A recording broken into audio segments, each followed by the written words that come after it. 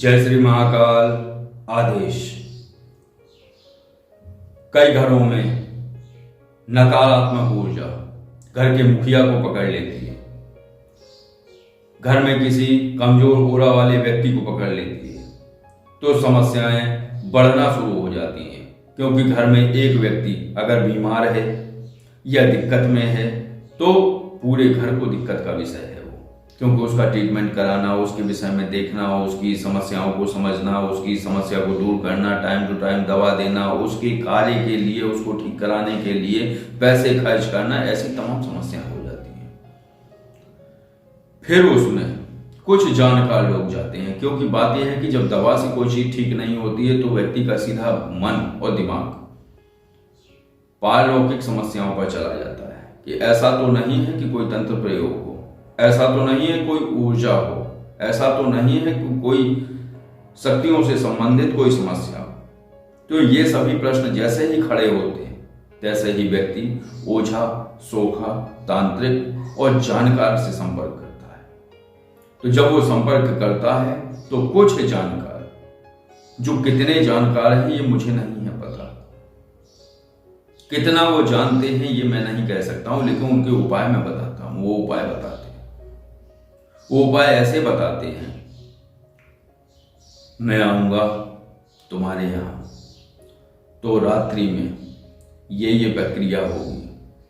फिर एक गाड़ी करना, एक गाड़ी को बुक करना, 4 व्हीलर, उससे वो तांत्रिक जाएगा, जो पेशेंट है वो जाएगा, कुछ लोग और जाएंगे, और एक गाड़ी और बुक होगी, उसमें गाने बजाने वाले जाएंगे।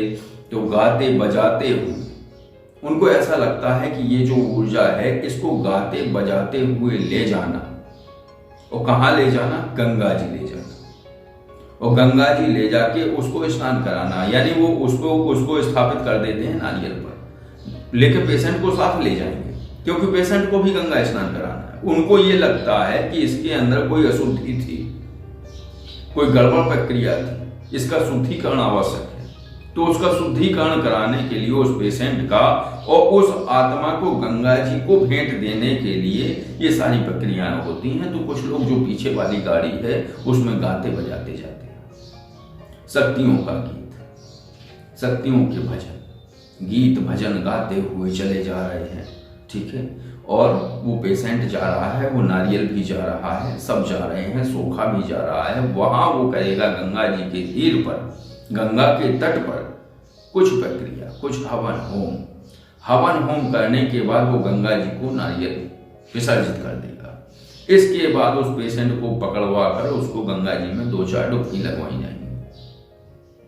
गंगा जी में डुबकी लगवाने के बाद वो कहेगा ये ठीक हो गया है, अब कोई दिक्कत नहीं, बस घर ले जाएगा।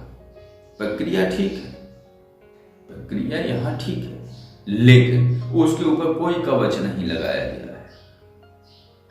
उसका शुद्धिकरण तो हुआ। कैसा शुद्धिकरण हुआ? तो इसके 2 कारण है। शुद्धिकरण हो गया, उसने अपने पाप, देखो ये प्रारब्ध की समस्या थी, दंडित करने के लिए कोई भी शक्ति आ सकती है, क्योंकि जिसको नकारात्मक ऊर्जा परेशान करती है वो नकारात्मक ऊर्जा की इच्छा नहीं होती है, वो विधि की भी इच्छा हो सकती है। इस कारण भी कोई नकारात्मक ऊर्जा परेशान कर सकती है, क्योंकि उसके कर्म पूर्व जन्म में कुछ गड़बड़ रहे होंगे। कई लोगों का आपने जीवन देखा होगा कि वो परेशान ही है, एक नकारात्मक ऊर्जा हटी, दूसरी घुस गई, दूसरी हटी, तीसरी घुस गई, 3-4 ऊर्जाएं घुसने के बाद अब एक भी ऊर्जा नहीं है, हटा दी गई, लेकिन उनके दिमाग में एक वहम नाम की ऊर्जा घुस गई।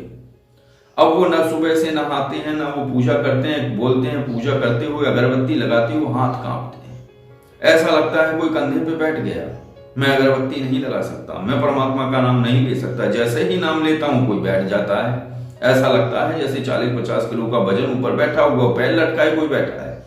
ये क्या है? ये वहम बैठा दिया जाता है, इसका कोई उपचार नहीं है। उपचार चीजों का है, ऊर्जाओं का उपचार है, लेकिन फिर यहां जो तांत्रिक होते हैं, जानकार, जिन्हें बोलते हैं घाघ, जो घाट घाट का पानी पिए होते हैं, वो समझ जाते हैं कैसे हटाना है, वो हटा देते हैं। वहम को भी हटा देते हैं, हट जाता है वहम, कोई बड़ी बात नहीं है। ये नाचना, चीखना, चिल्लाना, भरना, भरनी होना और सवारी होना, ये कोई बड़ी प्रक्रियाएं नहीं है। इन प्रक्रियाओं को तो बड़े आराम से हटा दिया जाता है, क्योंकि बात यह है कि सीधा जो मानस विधा है उसमें ये ड्रामे नहीं होते हैं। मानस विधा में कोई ड्रामे नहीं होते। खूब उछलो कूदो। मानस वाला जो मानस विधा से जानता है, जो मानस प्रक्रियाओं में पारंगत है, वो सीधा जाएगा, उछलने कूदने वाले से पूछेगा भाई दिक्कत क्या है, तो वो तो अपना उछलेगा। अब क्या है कि इसमें दो भेद होते हैं, दो कारण होते हैं, एक वहम, दूसरा अपना उल्लू सीधा करना, तीसरा होता है शक्ति। तो मानस वाला जैसे जाएगा तो शक्ति तो हट जाएगी, तत्काल हट जाएगी। लेकिन जो ड्रामाबाजी हो रही है, अपना उल्लू सीधा करना, दो कारण होते हैं, एक वहम होता है, एक उल्लू सीधा करना। किसी कारणवश वो ड्रामे कर रहा है, तो उन ड्रामों का तत्काल पता लगाया जा सकता है। आंख बंद करो, ध्यान में सीधा शक्ति से पूछो क्या है इसको, तो पता चलेगा कि इसने अपने घर में अपनी जो विवाहित उसकी बहन थी, जो आई हुई थी मायके, उसके गहने चुरा लिए इसने और बेच दिए और पैसे खर्च कर लिए। अब वो रहस्य खुलेगा, इसके पहले ही अपना ये ड्रामा शुरू कर दे, क्योंकि वो जब खुलेगा तो इस पे डांट पड़ेगी, इसको पकड़ा जाएगा, रिपोर्ट भी हो सकती है। लेकिन ये तो अब सवारी की प्रक्रिया में चला गया है, और जब सवारी की प्रक्रिया में चला गया है तो इसको कोई भान ही नहीं है ना अपने शरीर का। वो कहाँ चुराएगा भाई, जो खुद ही खुद में नहीं है। तो ऐसे लोग बाग अपने गणित बिठाते हैं। वहम वही है कि जब लगातार ऊर्जा आ रही थी, उस ओखाओं से हटवाई जा रही थी, लगातार आ रही थी, हटवाई जा रही थी, आ रही थी, हटवाई जा रही थी, तो उस प्रक्रिया में क्या है, वो परिपक्व हो जाता है, उसका दिमाग उस कोण में फंस जाता है। जिस कोण में वो नकारात्मक ऊर्जा उसको फंसाती है, फिर वो हट गई, थोड़ा सा खोला, दूसरी ने दाब लिया, फिर वो फंस गया, फिर तीसरी वो हटाएगी, तीसरी ने दाब लिया। तो क्या है कि दिमाग एक ऐसे कोण में चला जाता है, वो महसूस करता है कोई नकारात्मक ऊर्जा है, उसको निकालने के लिए भी कुछ प्रक्रियाएं होती हैं, वो भी निकाल आता है। तो 3 प्रक्रियाएं होती हैं, एक होती है वहम, दूसरी होती है ड्रामा, तीसरी होती है शक्ति।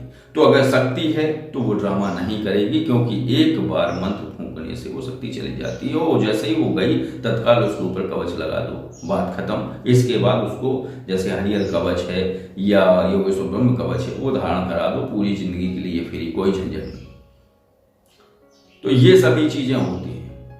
तो गंगा जी में स्नान कराने के बाद उसको लाया जाता है, लेकिन वो 1-2 महीने सारी चीजें ठीक रहती हैं, क्योंकि वो स्मृति में होती हैं कि वो गंगा जी स्नान कराया, अब उसका शुद्धिकरण हो गया है, कोई पाप दोष नहीं है, कोई प्रारब्ध या विधि की तरफ से कोई ऊर्जा नहीं भेजी जानी है, क्योंकि जो पाप किया था वो गंगा जी में धुल गया। जैसे ही एक बरसात होती है, वो पाप उसके आंगन में फिर से गिरता है। पाप से आप बच नहीं सकते हो अगर विधि का खेल है, क्योंकि एक मैंने सुना है कहीं, कोई था, वो गया गंगा जी, और गंगा जी से बोला, गंगा जी तुम कितनी पापी हो? तो गंगा जी बोली क्यों? तो बोले तुमने इतने लोगों की, तुम्हारा काम ही है पाप अपने आप में समाहित कर लेना, दूसरे के पाप खींच लेना, तो कितने पाप पुंज हो गया होगा तुम्हारे पास? तो गंगा जी बोली कतई नहीं, बिल्कुल नहीं, एक रत्ती नहीं, मेरा कार्य है। तो बोले फिर कहाँ जाते हैं? बोले ये मैं ले जाके समुद्र को दे देती हूँ, तो हो सकता है पाप पुंज समुद्र के पास हो। तो वो समुद्र के पास गया। क्यों? तुम्हारे पास पाप पुंज है पूरी पृथ्वी का? बोले बिल्कुल नहीं। क्यों? बोले मैं बादलों को दे देता हूं। अच्छा, तो फिर बादल को बुलाया गया। क्यों बादल, तुम्हारे पास तो पाप पुंज होगा? बोले मेरे पास क्यों है?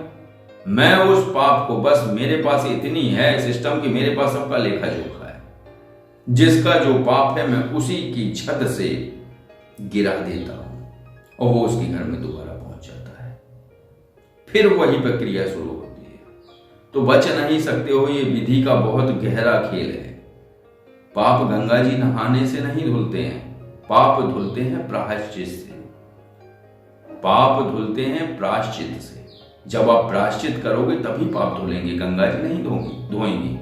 गंगा जी में हालिया तो राहत मिल जाएगी, क्योंकि उन्होंने आपके पाप धो दिए और पकड़ लिए, खींच लिए, गए समुद्र को दे दिया, और समुद्र ने लेने के बाद बादलों को दे दिया, और बादल लेके चले और तुम्हारे घर में गिरा दिया। कहां तक बचोगे? तो बस वही है कि जो ऊर्जा थी और जो शुद्धिकरण हुआ वो 6 माह का हुआ, 8 माह का हुआ। 8 माह से ज्यादा नहीं चलता है। क्यों नहीं चलता है? क्योंकि 8 माह बाद बरसात आ जाती है। अब आप कहोगे कि बंबई में तो रोज बरसता है, तो ये तर्क वाली बात नहीं है। देखो, चीजें समझनी होती हैं। कहानियां संदेश देती हैं। कहानियों का कार्य है संदेश देना। उस अनुरूप आप अपने आप को परिपक्व कर सकते हो, अपने आप को बचा सकते हो, अपने आप को सुरक्षित कर सकते हो, और आगामी भविष्य की समस्याओं से निजात पा सकते हो। तो कहानियों के संदेश को समझो, तर्क नहीं करने हैं। तर्क करेंगे तो उसका मैं ये कह सकता हूं कि भाई आप ज्यादा जानकार हो। तो अगर आपको कोई संदेश इसमें अच्छा लगा हो, समझने योग्य हो और लेने योग्य हो, तो आप ले सकते हैं। बाकी इसको कहानी की तरीके से निकाल दीजिए। वीडियो है, मुझे लगा ये बता देना चाहिए। तो ऐसे तांत्रिक ओझा केवल क्या है कि तत्कालीन या अस्थायी रूप से चीजों को ठीक कर देते हैं, और बाकी फिर ये है कि 8, 7, 6, 5 जितना समय होगा, जैसे ही बरसात आएगी उसके बाद जस्ट, क्योंकि आपने देखा होगा बरसात लगते ही देवशयनी एकादशी होती है, देव सब सो जाते हैं। क्यों सो जाते हैं? क्योंकि देवता होंगे तो पाप गिरेगा नहीं। देवता अगर वहां होंगे तो पाप कैसे गिरेगा? नहीं गिर सकता है। उसी में पितृपक्ष आता है। जैसे ही बरसात खत्म होती है तभी नवरात्रियां शुरू होती हैं और सभी देव दोबारा आ जाते हैं। फिर वो आपको बचाते हैं आपके पाप से, आपकी पूजा पाठ से। वो पाप उतना कवर नहीं कर पाता है।